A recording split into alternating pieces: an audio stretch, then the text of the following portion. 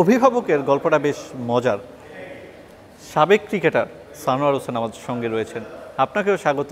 ধন্যবাদ। তবে আজকে আমরা ক্রিকেট নিয়ে কথা বলবো না, আমরা কথা বলবো এই একাডেমি নিয়ে। কেমন লাগে এই ফয়সাল ব্যাডমিন্টন একাডেমি আপনার কাছে? আমি সবচেয়ে আগে যেটা বলতে চাই, আমরা কিন্তু সব স্পোর্টসেই সবাই চাই আমাদের প্লেয়াররা ভালো খেলবে, ন্যাশনাল পর্যায়ে ভালো খেলবে, জাতীয় পর্যায়ে ভালো খেলবে, সব জায়গায় ভালো করবে। কিন্তু আমরা প্ল্যাটফর্মটা তৈরি করতে দেওয়ার জন্য যেই প্ল্যাটফর্মের মাধ্যমে তারা তৈরি হবে, ওই প্ল্যাটফর্মটা কিন্তু খুব বেশি বাংলাদেশে নাই। ক্রিকেট বলেন, ফুটবল বলেন, ব্যাডমিন্টন বলেন, যে কোনো স্পোর্টসই বলেন, প্রপার প্ল্যাটফর্মটা নাই। মানে ফয়সাল ব্যাডমিন্টন একাডেমি, যেটা আসলে খুবই সুমন,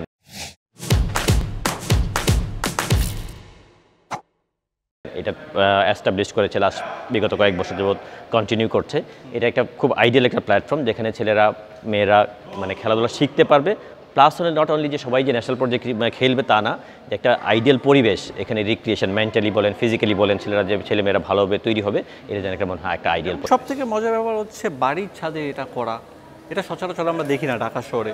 এইটার প্রতি মানে খেলাধুলা বা স্পোর্টসের প্রতি যে রিয়েল ফিলিংস, যেন একটা যে কোনো বাড়ির ছাদে আমার সবাই চিন্তা করে একটা বাসা ভাড়া করে দিবে, ওইভাবেই চিন্তা করি। কেউ চিন্তা করে এইটার উপরে একটা বিল্ডিং করবে, বিল্ডিংয়ের উপরে বাড়ির উপরে সবাই খেলাধুলা করবে, এরকম একটা আইডিয়াল ইনডোর তৈরি করবে। এটা কিন্তু কারোর মাথায়, খুব কম মানুষের মাথায় আসবে।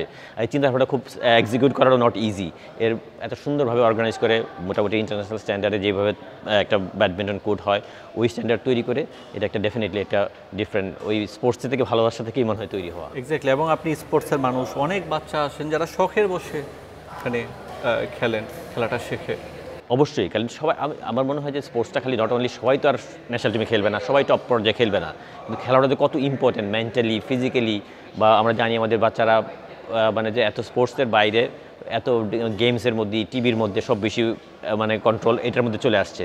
ফিজিক্যালি ওরা খুব বেশি গ্রোথ হচ্ছে না, মেন্টালি স্বাভাবিক। স্পোর্টসম্যানরা দেখবেন যে কোনো কুইক ডিসিশন নিতে সাহায্য করে স্পোর্টসম্যান, বিকজ অফ যে কোনো খেলাধুলার ক্ষেত্রে, আপনি ক্রিকেট বলেন, ফুটবল বলেন, ব্যাডমিন্টন বলেন, ফ্র্যাকশন অফ সেকেন্ডে ডিসিশন নিতে হয়।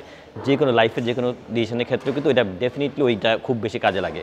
অবশ্যই এই ধরনের একটা প্ল্যাটফর্ম বাচ্চাদের জন্য, নট অনলি টপ পর্যায়ে খেলার জন্য যা, ফিজিক্যালি মেন্টালি রিক্রিয়েশনের জন্য খুব একটা আইডিয়াল পরিবেশ।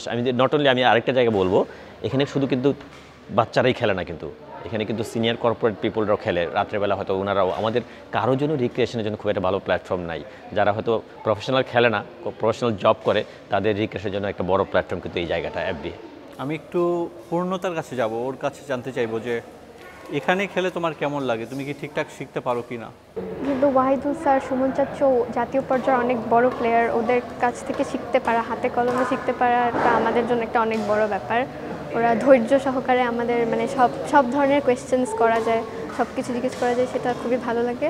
আর তাছাড়া এমনি খেলতে তো এনজয় করি। আচ্ছা, এবার একটু প্রেরণার কাছে যাই।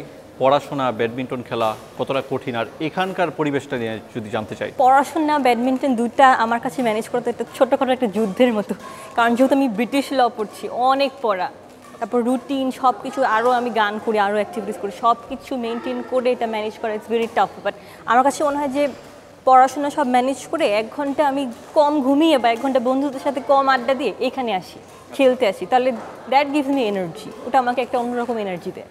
কেমন লাগে মানে এই যে বাড়ির ছাদে একটা একাডেমি এবং বাসার হয়তো খুব কাছেই, এখানে এসে শেখা যায়, এই ব্যাপারটা কেমন লাগে তোমাদের? এই ব্যাপারটা অনেক এনজয় করি। এখানে অনেক হোমলি, ফ্রেন্ডলি এনভায়রনমেন্ট, যেহেতু সুমন চাচ্চু সবাই আছে, তো এটা অনেক এনজয় করি। Thanks for joining with us and